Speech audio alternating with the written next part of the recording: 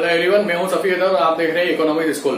तो जैसा हम 12th बोर्ड की जो राजस्थान बोर्ड की हिंदी मीडियम में वो क्लासें हम ले रहे थे, तो आज का जो हमारा टॉपिक होने वाला है वो होने वाला है सीमांत उपयोगिता ह्रास नियम और सम सीमांत उपयोगिता नियम, यानी कि law of diminishing marginal utility और law of equi marginal utility. ये दोनों बहुत ही इंपॉर्टेंट, जो हम यूटिलिटी एनालिसिस देख रहे थे उसके अंदर ये दोनों ही बहुत इंपॉर्टेंट। उपयोगिता ह्रास नियम, यहाँ आपको इसके वर्ड से पता चल रहा होगा, ह्रास का मतलब होता है कमी होना। तो देखिए फॉर एग्जाम्पल, हमने वहां पे रोटी का एग्जाम्पल मैंने आपको दिया था। बहुत तेज भूख लग रही, हमने पहली रोटी खाई। पहली रोटी से मान लो फॉर एग्जाम्पल हमें जो उपयोगिता मिली वो मिली मान लो 10, ठीक है ना।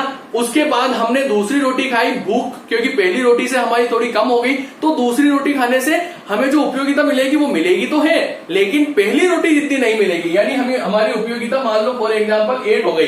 ये एग्जाम्पल लास्ट वाले वीडियो में भी मैंने आपको दिया था, सेम एग्जाम्पल ले रहा हूं। इसके बाद मान लो मैंने तीसरी रोटी खाई और तीसरी रोटी पे मुझे उपयोगिता मिलेगी लेकिन और कम मिलेगी, ठीक है ना। तो इस तरीके से उपयोगिता जो है वो घटती जाती है। वो घटती हुई जो प्रवृत्ति होती है उपयोगिता की, जो सीमांत उपयोगिता है, क्योंकि ये सीमांत उपयोगिता है, टोटल क्या होगी, टोटल मैंने आपको बताई थी टीयू, और ये होती है हमारी एमयू। टीयू क्या होगी 10, दूसरी इकाई पे 18, तीसरी इकाई पे 24, ठीक है।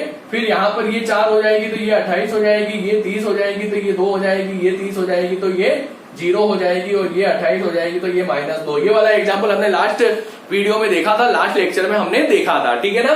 तो अब यहाँ देखिए आप, एमयू सीमांत उपयोगिता 10 हुई, फिर कम हुई 8, फिर 6 कम हुई, फिर 4 कम हुई, फिर 2 कम हुई, फिर 0 कम हुई। मैंने आपको बताया था कि ये जो पॉइंट होता है ये होता है पूर्ण संतुष्टि या पूर्ण तृप्ति का बिंदु, पूर्ण संतुष्टि का बिंदु, ठीक है ना।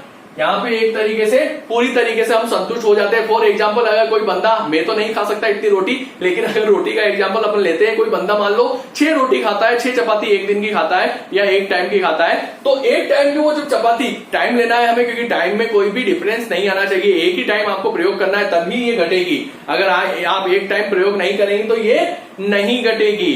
क्यों नहीं घटेगी? क्योंकि इसकी कुछ मान्यताएं हैं। तो सबसे पहले आपको ये समझा देता हूं, फिर उसके बाद अपन इसके अर्थ पे और इसकी मान्यताओं पे चलते हैं। देखिए पहली रोटी से 10 मिली, सेकंड रोटी से 8, थर्ड से 6, फोर्थ से 4, 6 से 2, 7 से 0 और यहाँ पे -2, ठीक है ना। मैंने आपको कहा था कि यहां तक उसको पूर्ण संतुष्टि मिल गई, उसके बाद भी अगर वो खाता है तो इसका मतलब उसे वोमिटिंग वगैरह हो सकती है, उसका पेट खराब हो सकता है, यानी जो संतुष्टि है वो माइनस में चली जाएगी, ऋणात्मक हो जाएगी। ये चीज आपको समझ में आ गई थी लास्ट वाले वीडियो में भी, ठीक है ना। तो यही जो घटती हुई प्रवृत्ति होती है सीमांत उपयोगिता की, यही कहलाती है सीमांत उपयोगिता ह्रास नियम। अब सवाल ये उठता है कि ये घटती हुई प्रवृत्ति होती क्यों है। बता तो देते हैं सभी टीचर और सभी लेक्चरर के भाई घटती हुई प्रवृत्ति, लेकिन क्यों होती है, तो वही चीज मैं आपको बताने वाला हूं। इस पॉइंट को खास तौर से ध्यान रखना।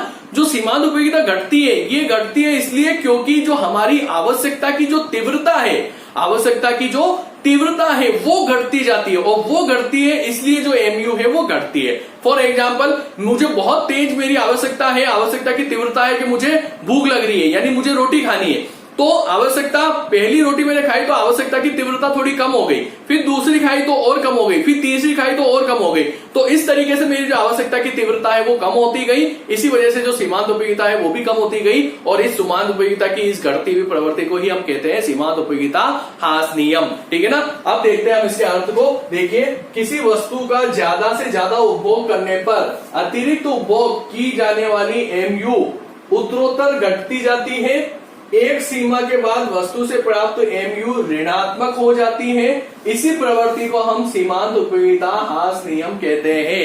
यहाँ जो मैंने बोला उससे अलावा, उससे अदर वे में कुछ भी नहीं है, जो मैंने बोला वही चीज है। तो ये एग्जाम्पल के अकॉर्डिंग आप इसको आसानी से समझ सकते हो। अब ये सीमांत उपयोगिता ह्रास नियम आपको कुछ मान्यताएं, कुछ एज्यूम्सन मांग के चलना पड़ेगा, तभी लागू होगा, बाकी नहीं होगा। आप अगर ऐसा करते हो कि एक रोटी आपने सुबह खाई, एक शाम को खाई, तो हो सकता है पहली सुबह वाली से भी आपको 10 उपयोगिता मिले और शाम वाली से भी आपको 10 मिले।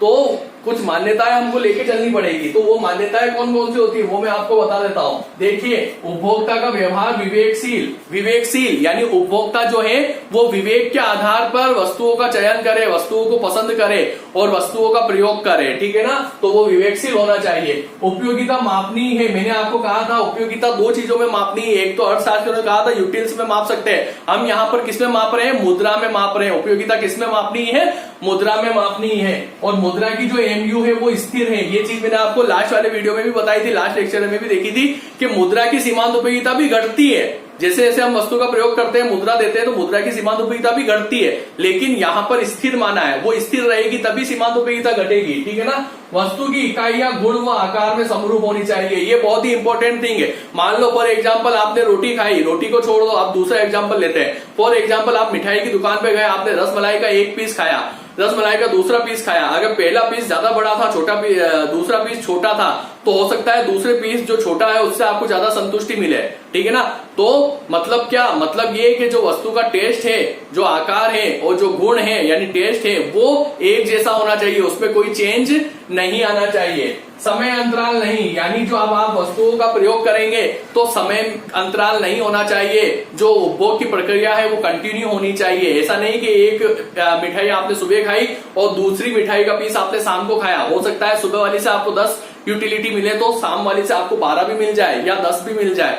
कम होगी कब, जब आप एक साथ प्रयोग करोगे, सतत प्रयोग करोगे, कंटिन्यूसली प्रयोग करोगे। आय, आते और रुचि स्थिर, यानी उपभोक्ता जो है वो एक वस्तु का प्रयोग कर रहा है तो उस समय वो रसमलाई को छोड़कर किसी रबड़ी वाली मिठाई पर नहीं जा सकता। अगर उस पर जाता है तो हो सकता है रसमलाई से ज्यादा टेस्टी उसको रबड़ी वाली मिठाई लग जाए और उसकी सीमांत उपयोगिता ज्यादा मिल जाए, उसको उससे संतुष्टि ज्यादा मिल जाए। तो ये कुछ मान्यताएं, एज्यूम्पशन होती है जिससे हमें मानना पड़ता है, तभी जाके ये नियम लागू होता है। आगे लागू क्यों होता है उसके बारे में जो हमारे बोल्डिंग महोदय एक अर्थशास्त्री थे, उन्होंने भी इसके बारे में बताया कि लागू क्यों होता है। वस्तुएं एक दूसरे की अपूर्ण स्थानापन्न, जो बोल्डिंग महोदय है वो कहते हैं कि जो वस्तुएं हैं वो एक दूसरे की अपूर्ण स्थानापन्न, यानी बहुत ही रेयरली वस्तु को आप स्थानापन्न कर सकते हो, बाकी स्थानापन्न नहीं कर सकते हो। यानी स्थानापन्न का मतलब होता है एक के स्थान पे दूसरे को काम में लेना। अगर आप किसी भी एक साबुन को यूज में ले रहे हो, जैसे लक्स साबुन को, तो आप अधिकतर लक्स को ही यूज में लेंगे। अगर मान लो उस दुकान पे नहीं मिला, आप दूसरी से लाओगे लेकिन लक्स को ही यूज में लोगे। ठीक है ना। वो तो बहुत रेयरली ऐसा हो जाता है कि भाई कहीं भी नहीं मिल रहा है, तब आप फिर लक्स को छोड़ के लाइफबॉय या डव या किसी भी दूसरे साबुन का प्रयोग कर सकते हो। तो क्योंकि जब एक ही वस्तु आप काम में लोगे तो उसकी उत्तरोत्तर जो सीमांत उपयोगिता है वो घटेगी। ठीक है ना। तो इस वजह से, क्योंकि अपूर्ण स्थानापन्न होता है वस्तुओं का। दूसरा, विशिष्ट आवश्यकताओं की ही संतुष्टि, यानी कुछ विशिष्ट आवश्यकताएं होती है वो ही संतुष्ट हो सकती है। अगर आप किसी, जैसे नमक है, तो नमक एक सीमा के बाद आप ज्यादा प्रयोग में नहीं ले सकते क्योंकि नमक आपको ज्यादा आपके लिए हानिकारक हो सकता है। तो इन दो कारणों की वजह से बोल्डिंग महोदय ने बताया कि ये नियम लागू होता है। और एक हमारे मार्शल महोदय थे, उन्होंने इसकी डेफिनेशन दी। उन्होंने कहा कि एक अतिरिक्त वस्तु के बढ़ने से स्टॉक में जो वृद्धि होती है वो प्रत्येक वृद्धि के साथ घटती जाती है। सेम चीज है, प्रत्येक वृद्धि के साथ घटती जाती है। यानी वृद्धि तो हो रही है, टोटल यूटिलिटी बढ़ रही है, स्टॉक में वृद्धि हो रही है, लेकिन प्रत्येक वृद्धि क्या हो रही है, घटती जा रही है। 10 से 8 हो गई, 10 से 6 हो गई, 6 से 4 हो गई। तो ये मार्शल महोदय ने डेफिनेशन दी, आप ये भी याद कर सकते हो। ठीक है। अब ये जो सीमांत उपयोगिता ह्रास नियम है, ये इससे अकॉर्डिंग तो आप समझ गए, किसके अकॉर्डिंग, जो शेड्यूल है, जो तालिका है उसके अकॉर्डिंग। अब इसका मैं आपको चित्र भी बना देता हूं, चित्र के अकॉर्डिंग भी आप देख लीजिए जो सीमांत उपयोगिता ह्रास नियम है वो कैसे आपको नजर आएगा। तो सीमांत उपयोगिता ह्रास नियम में सीधी सी बात है, आपको कुछ नहीं करना है। मैं इसको मिटा देता हूं यहाँ पर। ठीक है। अब यहाँ पर हम चित्र बना के देख लेते हैं। देखिए, आप ये जो तालिका है इसका जब चित्र बनाएंगे तो यहाँ पर जैसे आप पहले, हमने लास्ट वाले चैप्टर में भी, लास्ट वाले लेक्चर में भी हमने चित्र नहीं बनाया था टोटल यूटिलिटी का भी, तो वो भी हम यहाँ बना लेते हैं। ये एक्स हो गया, ये वाई एक्स हो गया और ये ओ हो गया। इधर आप क्या लेंगे, इधर लेंगे आप क्वांटिटी और इधर आप लेंगे टी यू। ठीक है ना। दूसरा चित्र बनाएंगे आप यहाँ पर, इधर आप लेंगे क्वांटिटी और इधर आप लेंगे एमयू, मार्जिनल यूटिलिटी। ठीक है ना। ये दोनों आपको बनानी है। सीमांत उपयोगिता ह्रास नियम के लिए आपको टीयू की जरूरत नहीं है, आप केवल एमयू बना सकते हो। ठीक है ना। तो जब आप एमयू बनाएंगे, अब अगर हमारी जो हमने शेड्यूल बनाया उससे आप कंटिन्यू बना सकते हो। कैसे बना सकते हो, ये पहली इकाई, ये दूसरी इकाई, ये तीसरी, ये चौथी, ये पांचवी, ये छठी और ये सातवीं। ठीक है ना। ये पहली, ये दूसरी, ये तीसरी, ये चौथी, ये पांचवी, ये छठी और ये 7 इकाई ली थी हमने। ठीक है ना। यहाँ आपको बनाना बता रहा हूँ, इसलिए मैं आपको स्टार्टिंग से बेसिक के रूप में समझा रहा हूँ। ठीक है ना। टीयू क्या थी हमारी, 10 से स्टार्ट थी, 10 से लेके कहां तक थी, 30 तक थी। तो आप ले लीजिए यहाँ पे 5, 10, 15, 20, 25 और ये 30। एमयू क्या थी, एमयू थी हमारी 10, 8 है ना, 10 तक थी। तो आप ले लीजिए यहाँ पे 2, 4, 6, 8 और ये 10। ठीक है ना। अब देखिए, टीयू बनाने के लिए आपको क्या करना है, पहली इकाई पे कितनी थी टीयू, पहली इकाई पे टीयू कितनी थी, पहली इकाई पे 10 थी। ठीक है ना। तो ये 10, दूसरी इकाई पे कितनी थी 18 थी, तो ये दूसरी इकाई पे ये लगभग ये 18, तीसरी इकाई पे कितनी थी 24 थी, तो लगभग ये 24। तो इस तरीके से जब आप वक्र बनाएंगे तो ये इस प्रकार से वक्र आपका बनेगा और लास्ट वाली इकाई पे इस तरीके से हो जाएगा। ये यहां पर क्या हो रहा है आपका अधिकतम हो रहा है, ठीक है ना। और जब आप एमयू का वक्र बनाएंगे तो पहली इकाई पे एमयू कितनी थी 10 थी, तो ये आप ले लेंगे यहाँ पर पहली इकाई पे ये 2 है, ये यहाँ 10 है, ठीक है ना। दूसरी इकाई पे कितनी थी 8 थी, ये 8।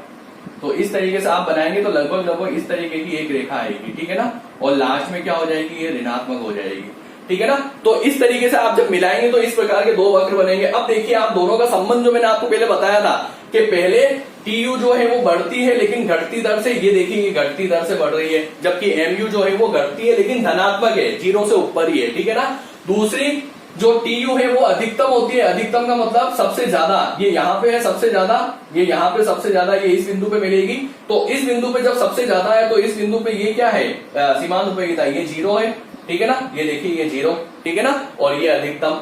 फिर बाद में टीयू जो है वो घटने लग जाती है और एमयू जो है वो ऋणात्मक हो जाती है, ये देखिए ये -2 हो गई, ठीक है ना।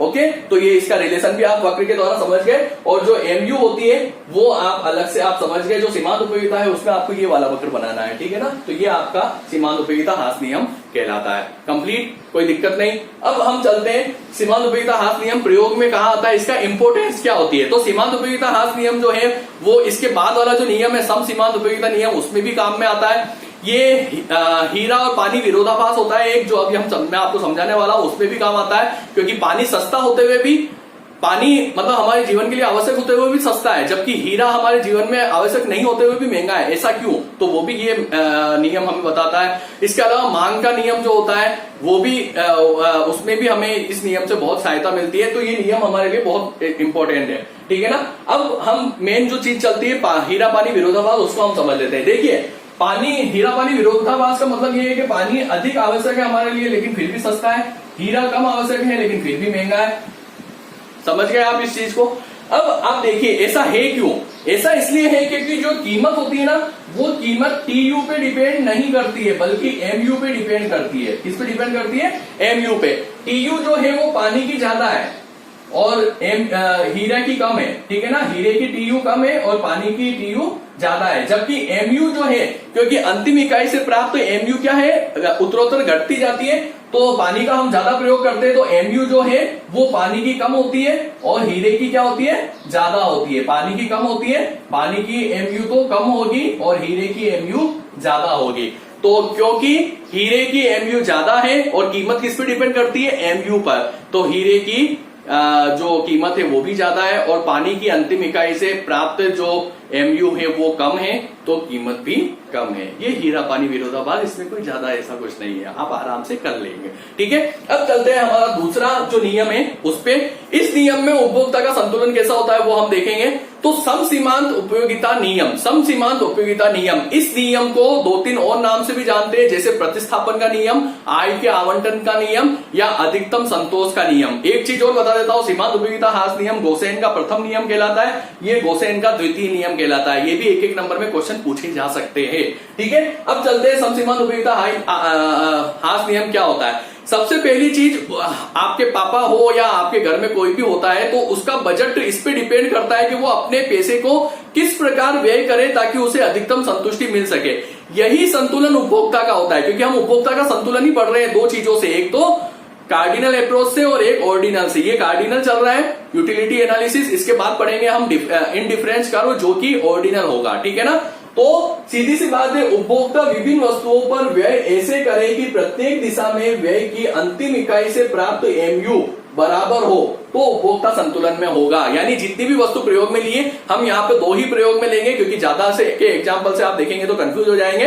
तो उनसे जो उपयोगिता एमयू मिल रही है वो दोनों की बराबर होनी चाहिए, ठीक है ना। कैसे होगी वो अभी मैं आपको बताता हूं। अब संतुलन भी 2 चीजें होती है, एक वस्तु हो तो संतुलन कैसे होगा, 2 या अधिक वस्तु हो तो संतुलन कैसे होगा, इस नियम के अकॉर्डिंग, ठीक है ना। अगर एक वस्तु होती है तो संतुलन होता है जहां पर एमयू बराबर हो कीमत के, प्राइस के। सीधी सी सिंपल सी बात है। फॉर एग्जाम्पल मान लो मैंने 15 रुपए की एप्पल ली, 15 रुपए की एप्पल ली और उसके लिए मैंने 10 रुपए कीमत दी, तो यहां पर दोनों बराबर नहीं है, यानी मेरा संतुलन नहीं होगा। मान लो 15 रुपए ही एमयू है और 15 रुपए की ही मैंने ली तो संतुलन में होगा। फॉर एग्जाम्पल मैं आपको एक तालिका बना के बता देता हूं। देखिए जैसे यहाँ पर एमयू जो है या किसी भी वस्तु की जो प्राइस है वो मान लो 6 रुपए है, तो प्रत्येक इकाई के लिए मैं 6 रुपए ही दूंगा। पहले के लिए भी 6, दूसरे के लिए भी 6, तीसरे के लिए भी 6, चौथे के लिए भी 6, पांचवे के लिए भी 6 और छठे के लिए भी 6 रुपए। सबके लिए मैं 6 रुपए ही दूंगा, ठीक है ना। ये क्वांटिटी हो गई, ये प्राइस हो गई। अब जो एमयू है वो मान लो इससे मुझे मिली 10, इससे मुझे मिली 8, इससे 6, इससे 4, इससे 2, इससे 0। अब देखिए जो आपका पहला एक वस्तु के संबंध में संतुलन क्या कहता है, एमयू बराबर होनी चाहिए कीमत के, यानी जो कीमत आप चुका रहे हो वो उससे मिलने वाली सीमांत उपयोगिता के बराबर होनी चाहिए। तो सीमांत उपयोगिता पहली इकाई से हमें 10 मिल रही है लेकिन कीमत 6 है, यानी यहाँ संतुलन नहीं होगा। यहाँ दूसरी इकाई पे हमें सीमांत उपयोगिता 8, कीमत 6, यहाँ पे भी नहीं होगा।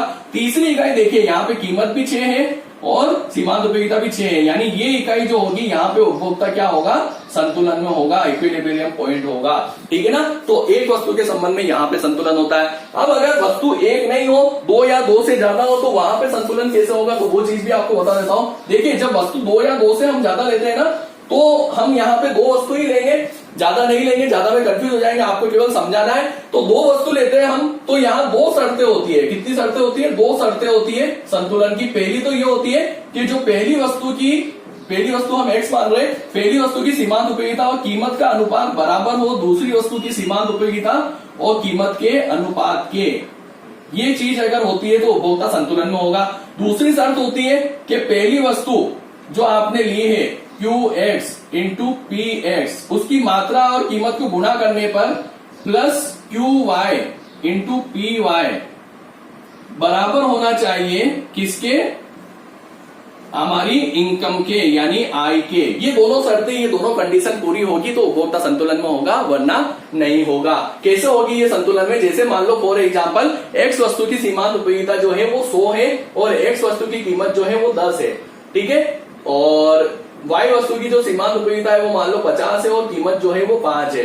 तो यहाँ पर क्या आया, अनुपात 10 आया और ये भी क्या आया, 5 आया 50 यानी 10 आया। यानी पहली कंडीशन जो है हमारी MUX अपॉन PX बराबर MUY अपॉन PY बराबर होती पूरी होती है। इसके बाद अगर और वस्तु है तो आप और जोड़ सकते हो, MUZ अपॉन PZ या MUN अपॉन PN, यानी और भी और अगर वस्तु हो तो, ठीक है। दूसरी चीज जो हमारी इनकम है वो इन दोनों वस्तुओं पे हमने जो खर्च किया उसके बराबर होनी चाहिए। फॉर एग्जाम्पल मान लो, फॉर एग्जाम्पल हमारी जो इनकम है वो 95 रुपीज है।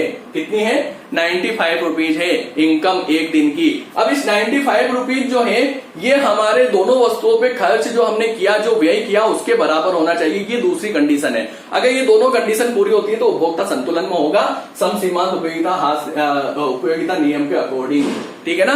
तो देखिए फॉर एग्जाम्पल जैसे मान लो पहली वस्तु जो है X वस्तु, उसकी मान लो कीमत है 5 और उसकी जो क्वांटिटी है वो है मान लो 10, ठीक है ना। तो कितने रुपए खर्च हुए, 50 रुपए, ठीक है।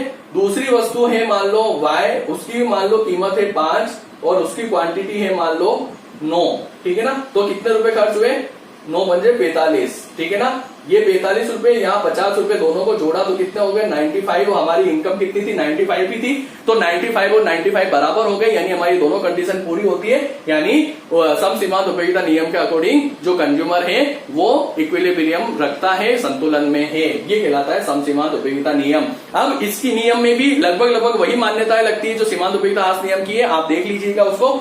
और इसकी कुछ सीमाएं होती है, उपभोक्ता विवेकशील हो ये जरूरी नहीं। देखिए कितनी बार देखा जाता है, ये उसकी भी हो सकती है, इसकी भी हो सकती है। उपभोक्ता विवेकशील हो ये जरूरी थोड़ी होता है, वो चाहे अपनी पसंद की वस्तु बार बार ले, दूसरी ले, वस्तु चेंज कर ले, कुछ भी कर सकता है, ठीक है ना। वस्तु विभाज्य हो ये जरूरी नहीं। जैसे फॉर एग्जाम्पल कार हो या फिर कोई भी गाय या भैंस हो, ये विभाज्य नहीं होती है। तो इनकी फिर सीमांत उपयोगिता या इस तरीके से संतुलन कैसे करेंगे तो ये हमें पता नहीं चलता है। उपयोगिता का मापन व मुद्रा का MU स्थिर ये जरूरी नहीं, या ये जो मान्यता है ये अवास्तविक, यानी जो उपयोगिता का मापन है वो मुद्रा में होता है ये सही नहीं है। और मुद्रा की MU भी घटती है, वो स्थिर नहीं रहती है, यहाँ ये मान्यता गलत है, ठीक है ना। और इसका महत्व जो है, इसका महत्व जैसे हम उत्पादक जो है वो उत्पादन अधिकतम करता है, उपभोक्ता जो है वो अपना कल्याण अधिकतम करता है, तो उनमें यही समसीमांत उपयोगिता नियम काम में लिया जाता है। तो ये दोनों नियम हमारे कंप्लीट हुए आज।